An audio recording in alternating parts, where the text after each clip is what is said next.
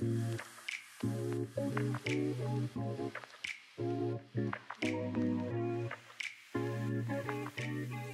effet, l'élevage représente une proportion très importante de la contribution agricole à l'augmentation de l'effet de serre.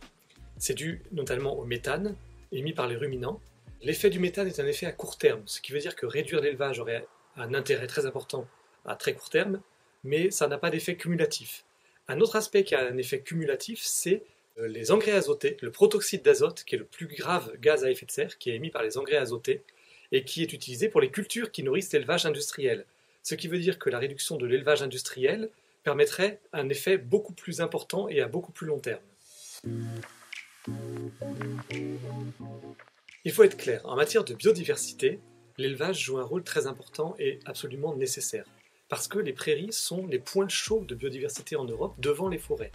Et ce sont des écosystèmes absolument naturels et anciens en Europe. Pour les entretenir, on a donc besoin de conserver un élevage qui doit être respectueux des cycles des animaux, sans aucune torture, sans aucune souffrance animale, et sans abattage de jeunes animaux à la naissance, etc. Donc il y a un certain nombre de règles à tenir, mais c'est très important pour l'ensemble des écosystèmes de maintenir une part d'élevage. En fait, il faut concevoir l'élevage à partir de l'écologie et de l'agronomie. On peut avoir des petits ateliers de porcs et de volailles qui vont consommer uniquement des déchets, des résidus de l'alimentation humaine. On peut avoir des élevages d'herbivores de façon plus générale qui vont manger des prairies et donc entretenir ces espaces de biodiversité.